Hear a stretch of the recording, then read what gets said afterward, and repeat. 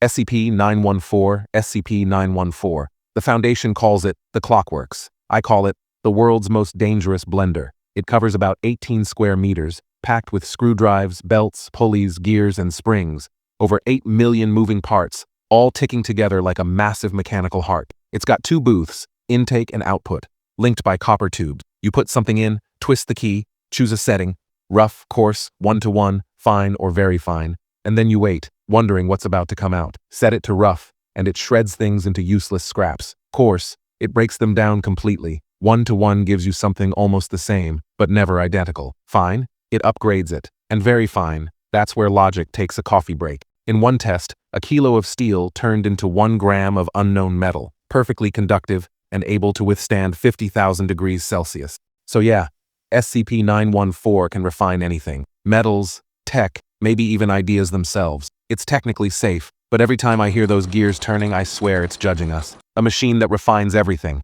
except our common sense. SCP-999. The SCP Foundation hides nightmares that erase cities, but there's one anomaly too dangerous because it's too good. SCP-999, the Tickle Monster. A bright orange, gelatinous, peanut butter-like creature, always bouncing with excitement, like happiness got bored and became alive. Touch it once and, boom, joy overload. Sadness, deleted, rage, cancelled, hatred, rewritten. And the Foundation starts thinking, if it can control emotions this easily, what else could it control? So of course, someone had the worst idea in history. Let's introduce it to SCP-682, the immortal lizard that hates everything alive. Silent. 999 slowly climbs up 682's face. Everyone holds their breath. You can probably guess what happened. Just kidding. 682 laughs, the universe's greatest hater giggling like it forgot why it ever wanted us dead. That's when we realized, monsters that kill you are terrifying. But monsters that can change your heart? That's Keter-level danger wrapped in a cuddle. SCP-131, SCP-131.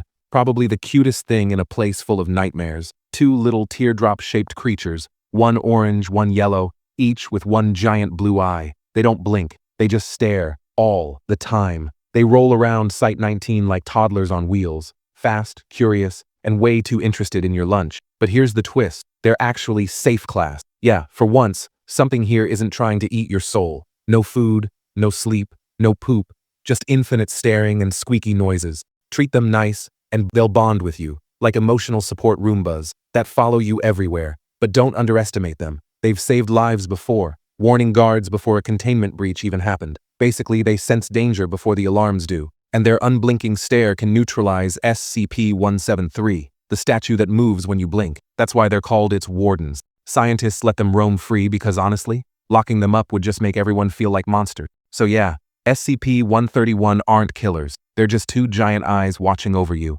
Literally, watching over you. SCP-067. So, SCP-067, a pen. Yeah, not a monster, not a killer fungus. Just a classy green Pelican fountain pen from the 1930s.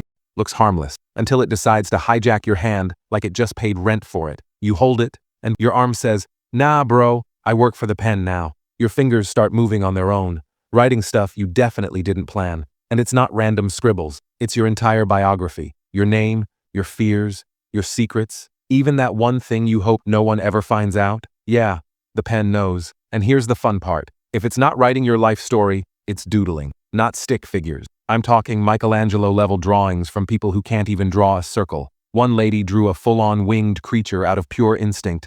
When they asked her how she did it, she said, "My hand wasn't mine anymore, but it was beautiful." The Foundation tested it multiple times. Same creepy result. No ink reservoir, never runs out of ink. And yes, the nib is sharp enough to stab through skin. Because why not? Now it's locked away in a felt-lined box, labeled safe. But every researcher who's used it swears they still hear scratching in their head, like the pen's still writing. Probably your story. SCP-500, SCP-500, a tiny plastic bottle holding 47 red pills. Looks like cheap pharmacy meds, right? Yeah, until you realize each pill can cure anything. Cancer? Gone. Parasites? Gone. Zombie virus? Yep, also gone. Your ex's trauma? Still in testing. They call it panacea, the miracle cure. Swallow 1 pill. 2 hours later, you're a brand new human. No scars, no side effects, just the creepy feeling that death took the day off. The Foundation tested everything: blood diseases, radiation poisoning, even SCP infections. Same conclusion every time. Subject healed. Researchers confused. Containment? Easy. Safe class. Just a bottle in a drawer, locked behind more security than nuclear weapons. But here's the problem. They can't make more. Every pill is irreplaceable. Every dose could save a life, or be the last one ever used. Rumor says the O5 Council keeps a few hidden away. Not for heroes, not for humanity, but for when someone important does something stupid. SCP-500. The one anomaly that doesn't want to kill us. It just makes us question what happens when the very last pill gets used. SCP-343.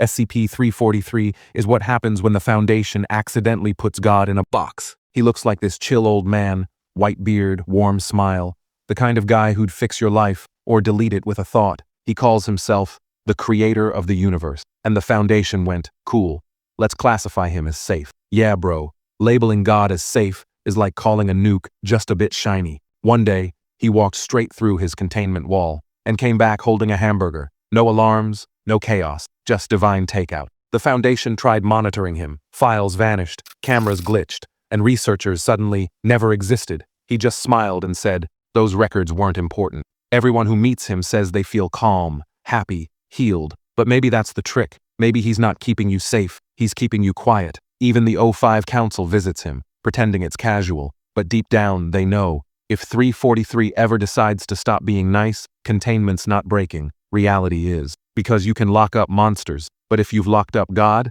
who's really in control? SCP-2295-8. So check this out. SCP-2295 sounds like some top-secret killing machine, right? Nah, bro. It's a freaking teddy bear. 1/2 meter tall, stitched up like your grandma's sewing project, got a lil bow tie and a heart patch on its chest. Looks harmless as hell. But here's where it gets wild. Someone near it gets messed up real bad, and boom, this bear wakes up. It pulls scissors and thread out of its mouth like it's been grinding in a tailor shop and starts sewing. But it ain't fixing shirts, my guy. It's fixing organs. Heart stopped, bears on it, kidney busted. Give it 2 minutes. And if it runs out of fabric, it'll straight up tear pieces of itself off to finish the job. That's loyalty right there. When it's done, the patchwork organ disappears. The patient wakes up like, yo, I feel brand new. And the bear just sits back down, chillin', like it didn't just do a whole life-saving surgery out of thread and vibes. They call it safe class. But nah, man, that's a straight-up legend. Real talk, SCP-2295's not here to end the world. It's here to stitch it back together.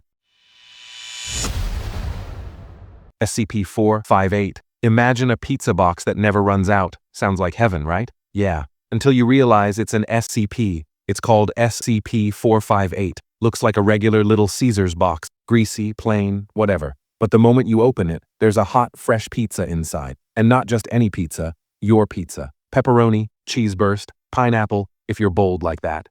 Whatever you crave, it's right there. You close the box, wait a few seconds, open it again. Full. Every single time. The thing never runs out, never goes cold, never refuses anyone. The Foundation tested it. Scientists, guards, even D-Class. Same result. The box just knows what you want. They call it safe class. And yeah, it's harmless, unless you're trying to lose weight. So yeah, not every SCP wants to kill you. Some just wait patiently, serving you slice after slice, till you realize the real containment breach is your self-control.